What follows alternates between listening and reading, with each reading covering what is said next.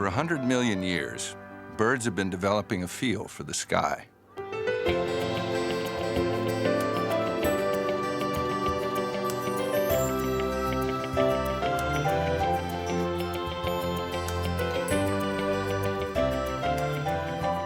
Grasping air by the wingful, they pull themselves up and almost magically, they soar.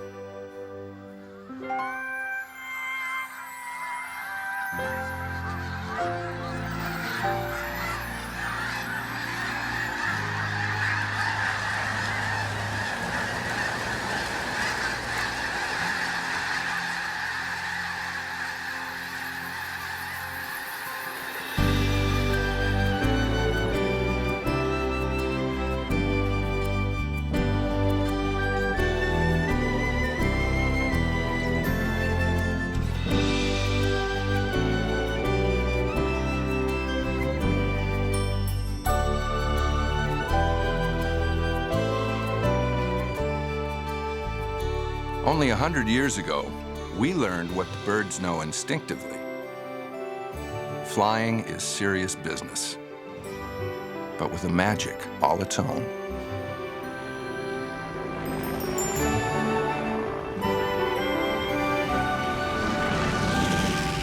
When I'm flying that airplane, I'm alive, and I'm part of that airplane, and that airplane's part of me. I'm absolutely in love with it, and I know I belong there. This is what I was born for.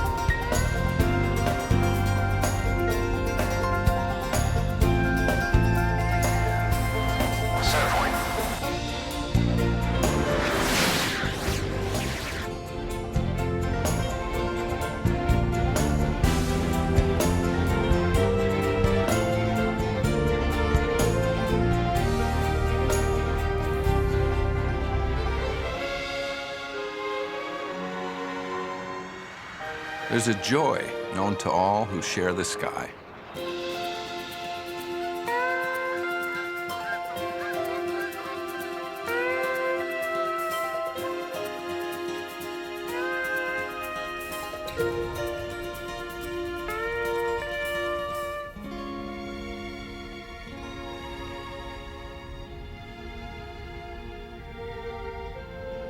Birds have had 100 million years to refine their touch, their sensitivity to the thin fabric of air.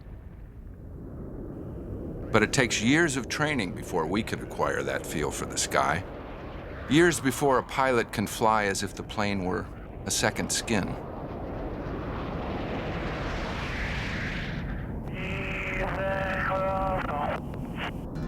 The Blue Angels spend 3 months a year in the California desert refining their sense of touch. It takes a practiced hand to stitch up the sky with a needle moving this fast. Little flats and deeps? Yeah. Three's rock solid. Okay. I got a little mismatch on that start, too. 5 on start, 5 flat on start. Each pilot's performance is critiqued and taped for further study. In the first month of training, there are plenty of rough edges.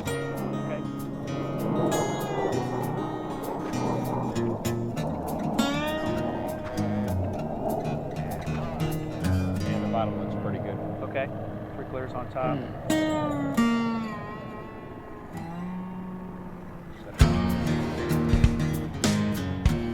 We start out with very basic things, turning the smoke on and off at the same time.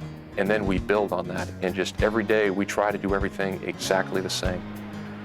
But it's clear that there's a long way to go.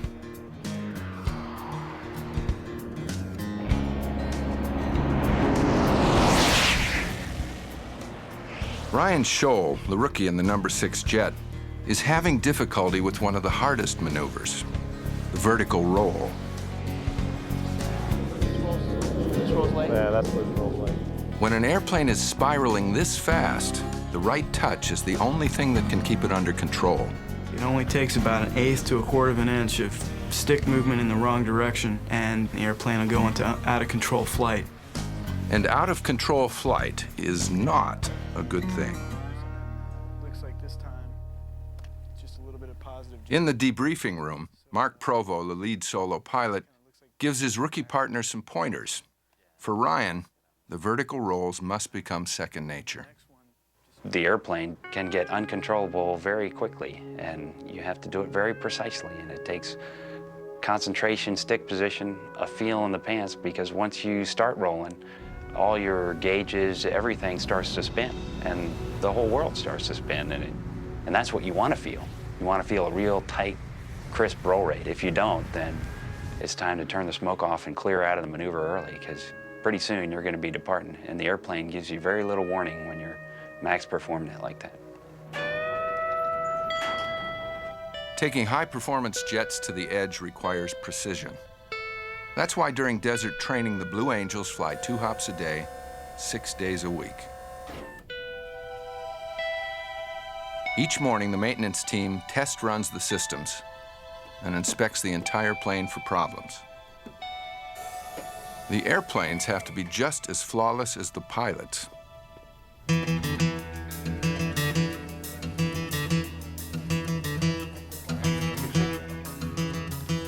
In a way, these pilots are learning to walk. Well, fly, a very fine line between perfection and disaster. Everything has to be very precise and very deliberate because there really is no room for mistakes. It's not just sitting in a seat, pushing buttons and moving a stick around. It's a very high-speed, unforgiving environment.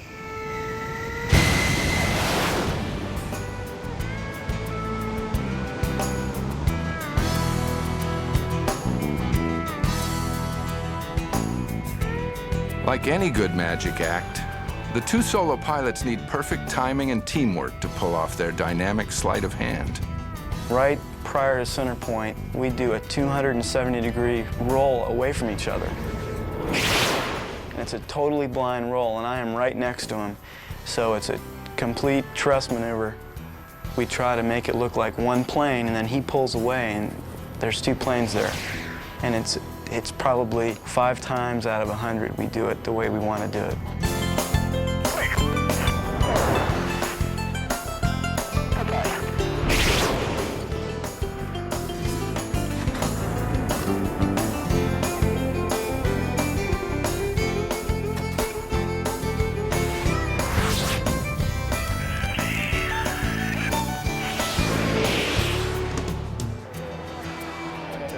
As the airshow season approaches, the Blue Angels are almost ready, but not quite.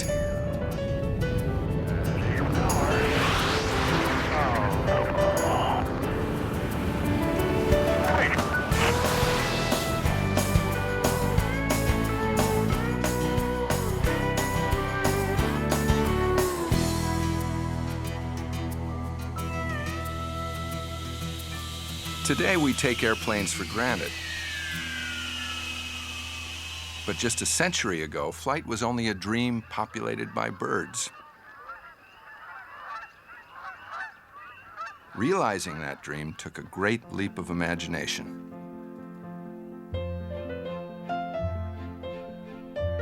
In the late 1800s, Otto Lilienthal of Germany flew the world's first successful hang glider, but it suffered from a control problem that would cost him his life. It was Wilbur and Orville Wright, 2 bicycle makers from Dayton, Ohio, who took a new approach to the problem. When people said that airplanes couldn't be controlled, the brothers turned to their experience designing those other unstable machines. When you think about controlling an airplane, you have to do it in 3 axes, really: pitch, yaw, and roll. People had been using rudders on boats for centuries, and the notion of a rudder that would control yaw, and you turn it on its side to make it an elevator, and it controls pitch, it wasn't too difficult. Roll was the tough issue to get to. And the Wright brothers came up with a system called wing warping to establish roll control. And basically what it amounted to was putting a helical twist all the way across the wings of a biplane. Wilbur spent hours watching birds feel their way through the currents of air. He noted the minute adjustments they make throughout their bodies, all the way out to their wingtips. From watching birds, they got this notion that you could control the motion of an airplane in the air by actually changing the geometry of the wings.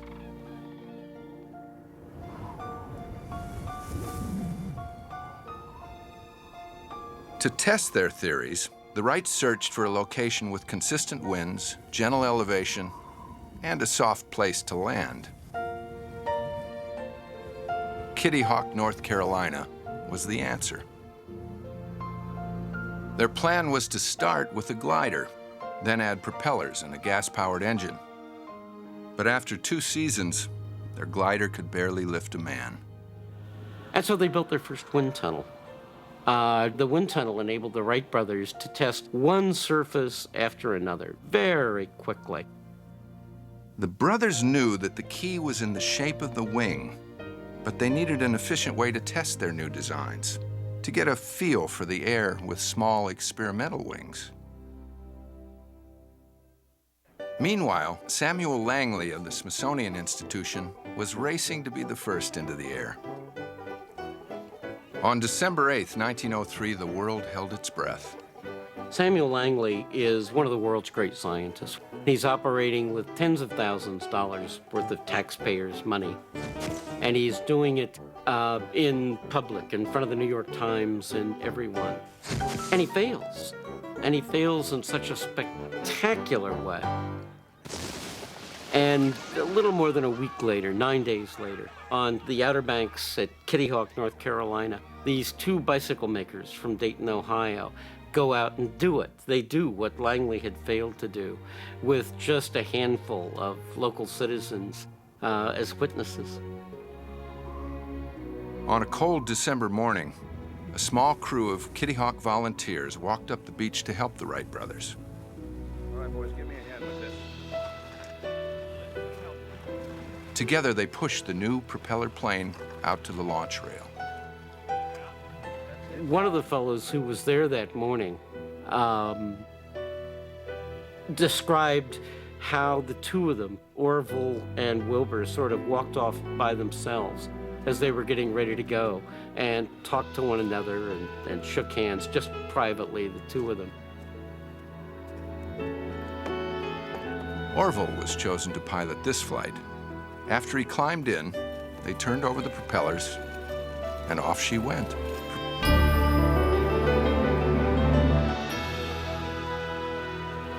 They made 4 flights in all on the morning of the 17th. The 4th flight was over 850 feet, and they were in the air almost a minute, 59 seconds. And that convinced them they were capable of sustained flight. So that was the first day, December 17th, 1903, 4 flights.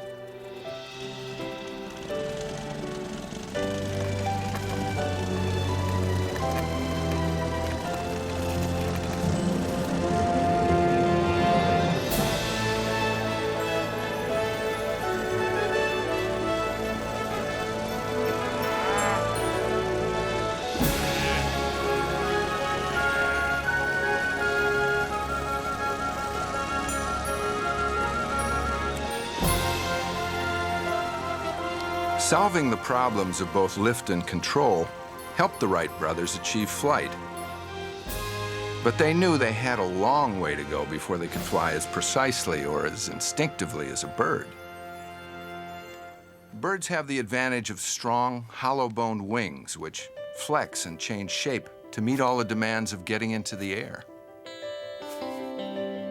Once aloft, the wing's natural shape allows a bird to soar.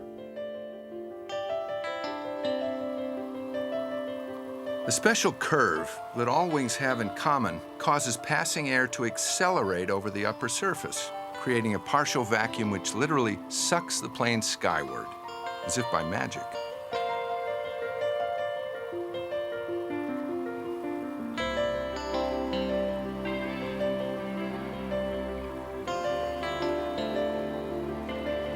But air moving across irregular surfaces, like the struts and extra wing of a biplane, creates turbulence and slows the plane down. So more power is needed to overcome this loss of speed.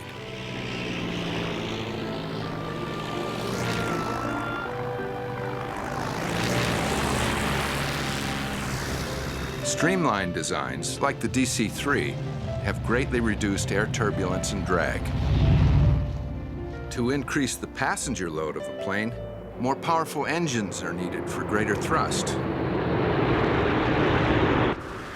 In fact, one FA-18 Hornet turbofan jet can develop the same power as 230 Ferrari race cars.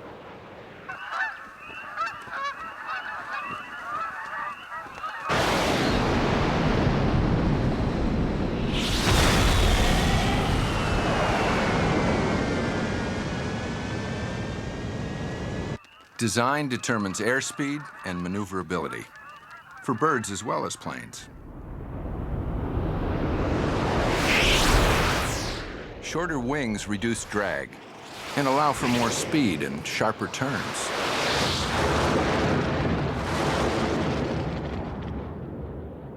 A bird uses its entire body to guide a turn, even its head.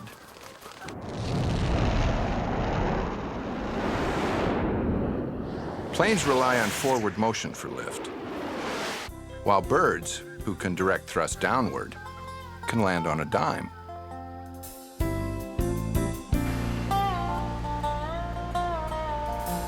Directable engine thrust allows the Harrier to take off and land like a bird.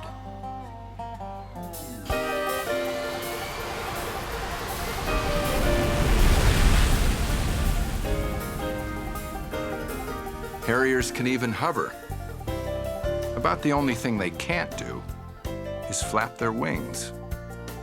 And unlike a helicopter, they can go over 600 miles an hour.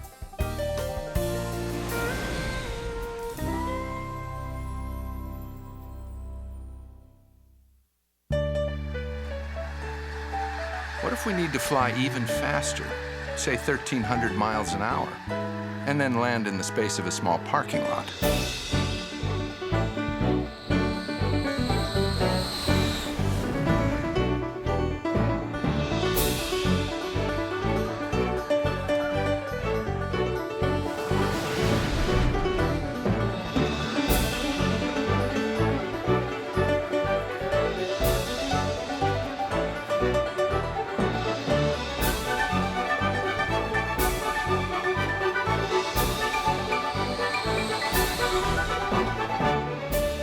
No one has to be more precise than the pilots who take off and land on the movable airports we call aircraft carriers. Being selected as the Blue Angels really is a big honor, but it's important that people realize that we're all naval aviators, and we came from the fleet and we're going back to the fleet.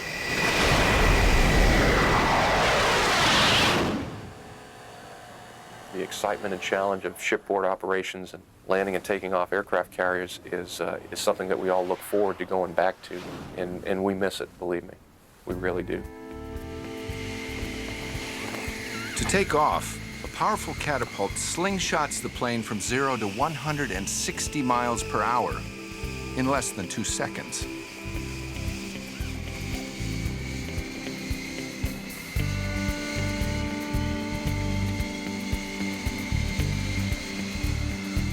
Before such a launch, a pilot must be sure his control surfaces flex every bit as well as the wings of a bird, a very fast bird.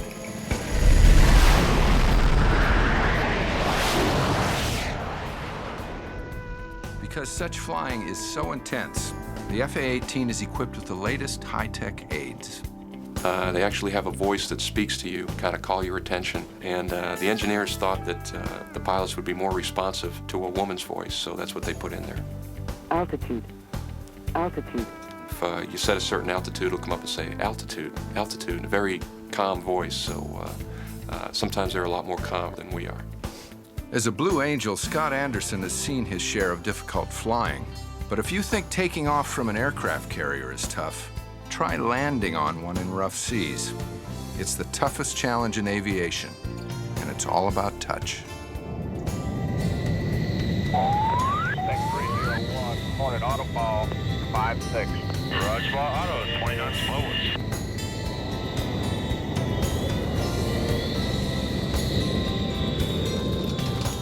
The second he feels the deck beneath him, Scott hits the throttle so he can take off again if his hook doesn't catch the arresting cable. You know, when you first miss, there's an incredible sinking feeling because you don't want to have to go up to the tanker. That kind of punishes the air wing. They can't turn to where they need to go. They've got to wait for you to get aboard. So there's a sense of you don't want to let the air wing down. You want to get back aboard the ship.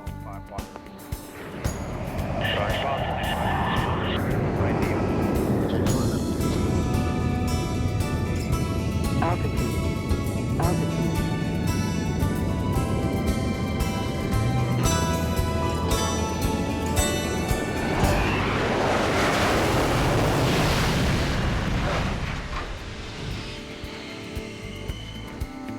Every time I come out of the wires, my knees are still shaking.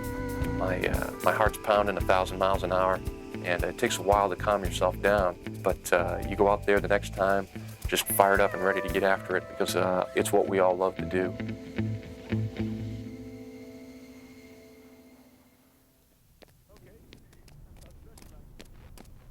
High-performance flight puts enormous stress on the body. An FA-18 can easily exceed the physical limits of the pilot. Imagine a roller coaster ride, but at hundreds of miles an hour. To pull G's like that, the Blue Angels avoid tobacco and alcohol, get plenty of sleep, and run at least 2 miles a day. When flying this close to the limit, it's possible for the plane to go into an out-of-control spin. Remember, a movement of only 1/8 of an inch can be the difference between flight and free fall.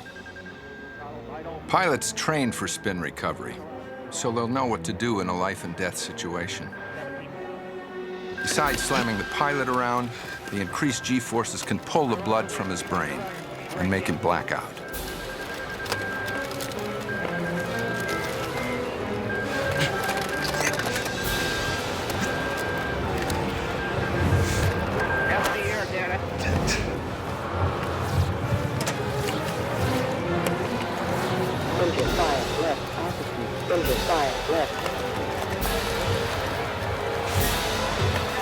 Coming out, coming out.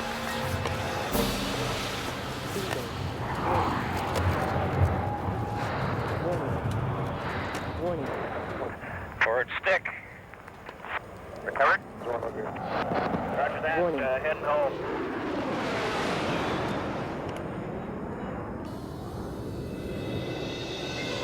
The first thing that happens is what's called gray out, where you start losing your color vision. And then you experience what's called tunnel vision, and your periphery will start to close in, and the things on the edge will become black, and it starts closing in until basically you're looking through a soda straw. And then after that, you can have total blackout where you're conscious but you can't see. And then the final stage is the loss of consciousness. Jet pilots experience G-loads and fast turns and climbs. But what about stunt flyers like champion Sean Tucker?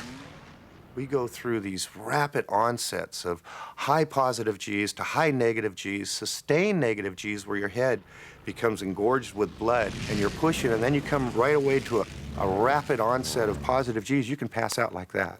And you really have to know and understand when to hold them and when to back it off a bit. For a solo pilot.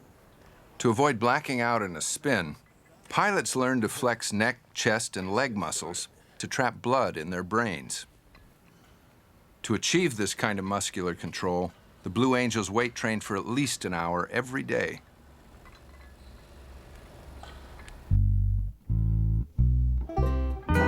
Pilots also train in a spin simulator, a centrifuge referred to by some as the swirling, hurling torture. It is one of the most painful memories of my life because you're inside of a machine that is going to just put heavy G-forces on your body.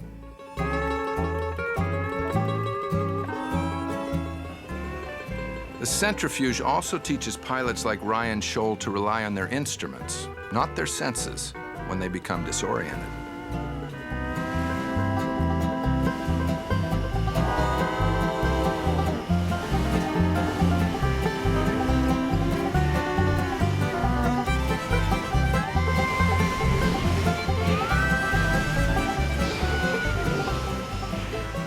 In the centrifuge, the pilot practices tensing muscles to hold blood in his head.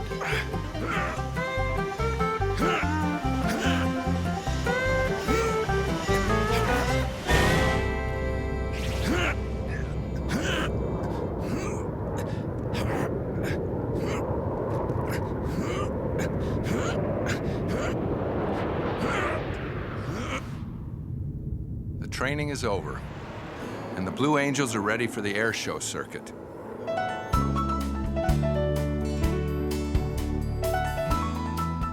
The San Francisco show is one of their favorites.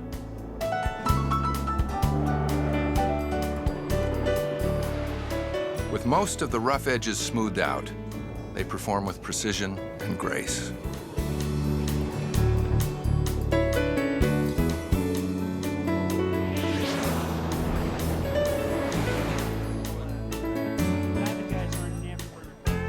Hi, how are you? You got your face all painted, huh? I barely saw you down there. I thought this was a little walking bush that came by. The biggest surprise to me is the ability that we have to get through to the kids and to put a smile on the kids' faces. Nice shades. Pretty futuristic. The fact that I can have that kind of an influence over kids in school to get them to maybe try a little bit harder and to get excited about what they're doing is by far the most special part of the job for me.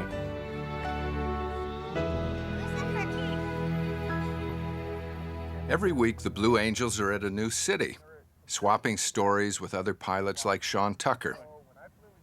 The love of flying is a strong bond. So is the love of flying machines. Ladies and gentlemen, boys and girls, we have got a magnificent show for you today. And we have plenty of seating room for you. We still have plenty of room for you in the bleachers. We got two lost kids here. We're going to do this quickly. Kyle and Justin, well, they know where they are, but their dad, Chris, is at Lost and Found. Air shows are an overhead parade of airplanes, like the P-3 and the classic Russian MiG.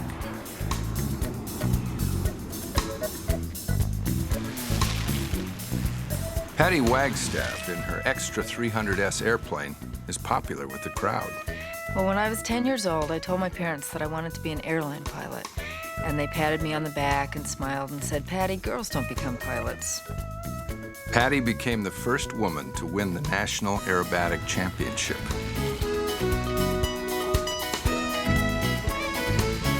I think aviation's a wonderful career for women, but at the same time, I know that as a woman, I'm under a lot more scrutiny than the men are. So that's the way I look at it. That little extra challenge just makes me a better pilot.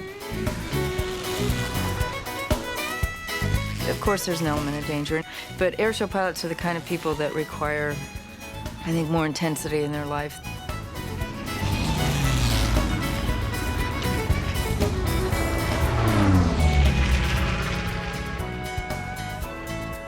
Sean Tucker plays to the crowd with his son, who narrates his show.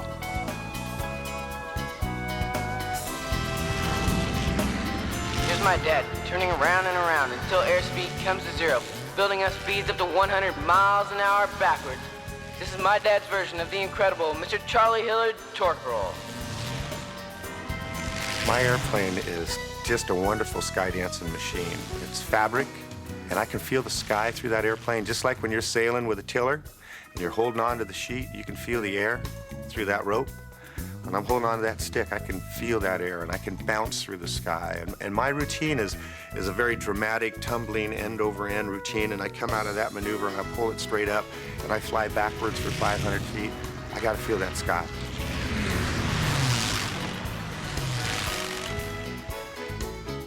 You connect with an audience, and they come to not see us get hurt. They come to dream with us, and to be able to share that magic on this level with these people was a real blessing for me.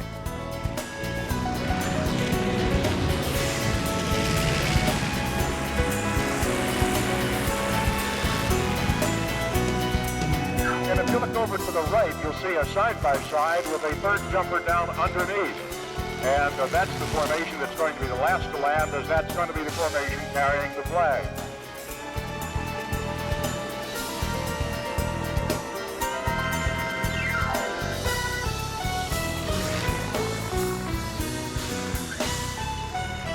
Canopies are round air type canopies. If you look at them as they get closer to the ground, you'll see that you can actually look into the canopies.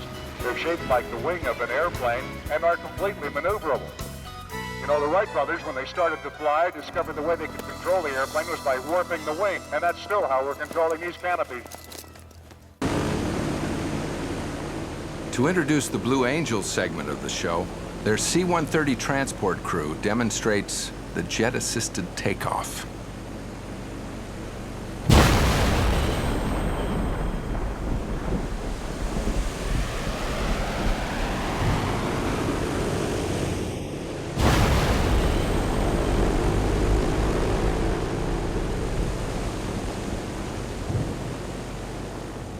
Our show today concludes with a performance of the United States Navy Jet Demonstration Squadron, the Blue Angels.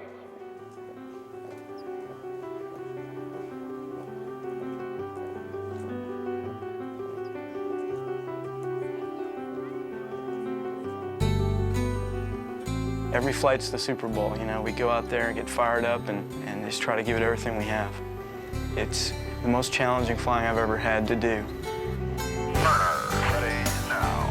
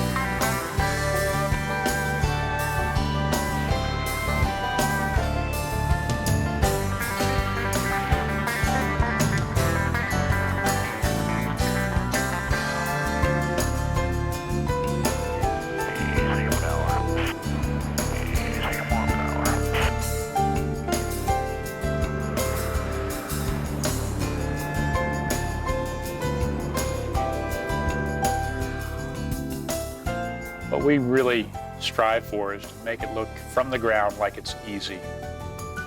But when you get up there in the formation and see how hard everybody is working, all the little movements and all the minor corrections that are going on all the time, you get a distinct impression that it's not easy.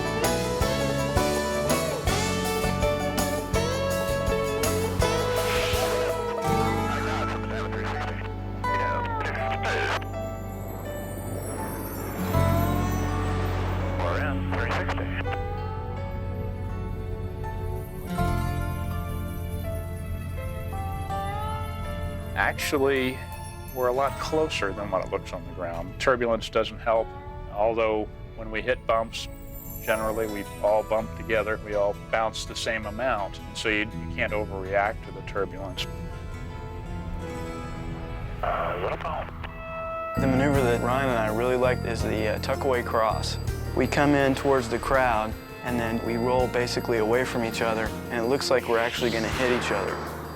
I think the crowd really gets a jolt out of it. Ready.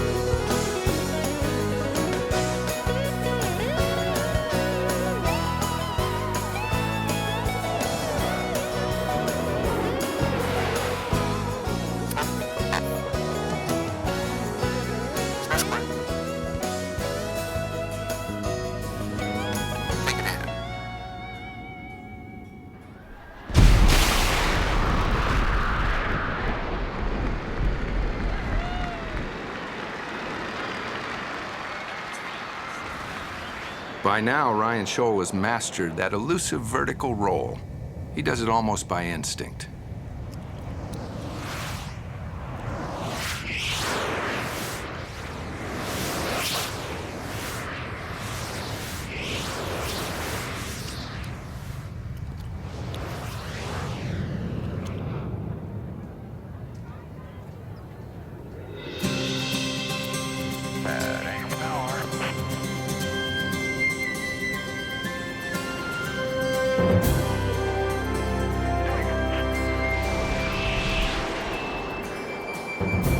After months of fine-tuning, the Blue Angels have become the team they want to be.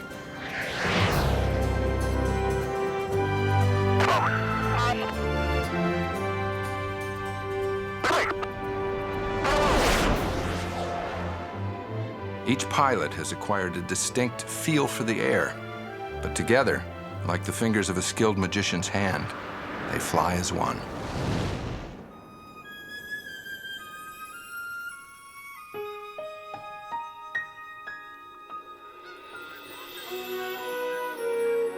In the 100 years since the Wright brothers first took to the air, we have become like the birds. We have attained what was once far beyond our grasp, a feel for the sky.